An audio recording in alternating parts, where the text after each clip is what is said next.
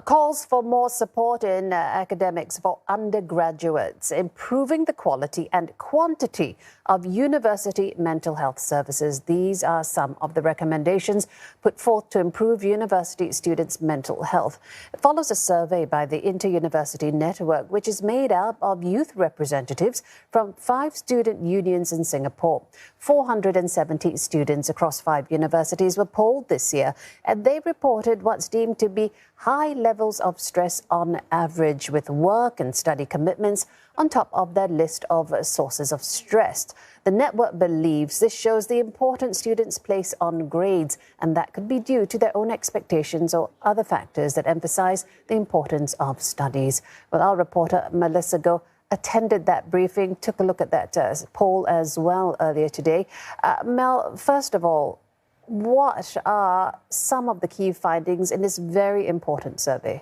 Yeah, so the report really gives us a first-hand glimpse, a look into the minds of the undergraduate students at the 5 universities on how they view mental health and what they're doing to tackle it. So they were asked to rate sort of on a scale of 1 to 10 how stressed they were, 10 being the most stressed. So the average rating was actually almost 8 out of 10. If you look at the end of the graph, 12% of them actually rated it a full 10 out of 10. So the report really outlines an overwhelming number of students that are highly stressed. And earlier, you mentioned work and study commitments. 9 out of 10 students actually said that factor actually affected them the most, much higher than self-confidence as well as career prospects, which are around the 60% range.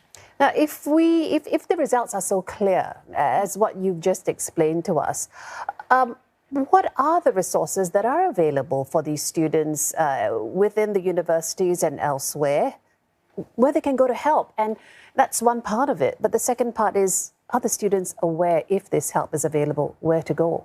So yes, students are aware that there are resources available from the university and as well as student-led initiatives. So while they are aware, actually most didn't tap on them. So almost half of them said they prefer to deal with their concerns alone.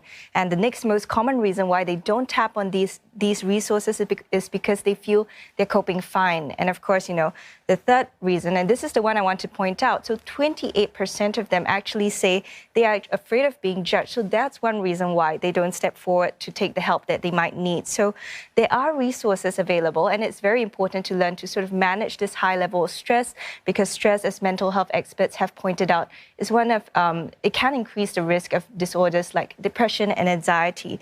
So a university network representative I spoke with earlier said they hope that the report will encourage more people to take care of their own mental health.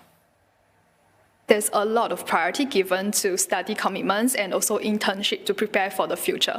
But now we also want to move more emphasis onto taking care of their own mental health. So through our report, we hope to let them see that there are people willing to offer help. There are resources available both from the university level and the students level. Well, hearing from that student there, it's very important that we're hearing from themselves, as they are the ones that are going through all this stress.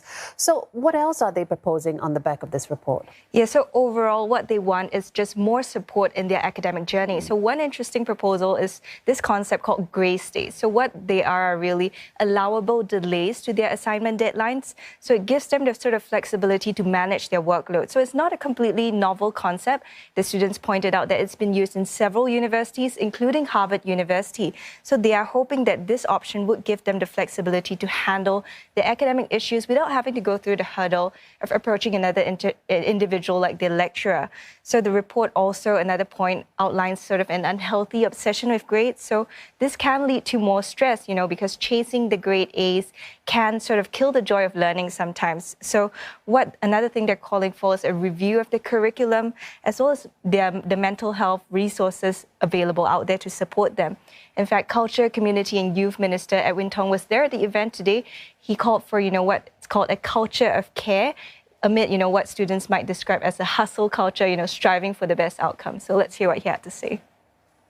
I believe we must continue strengthening the heart of our community and continue to build a culture of care and a culture of inclusivity that goes beyond just being a slogan.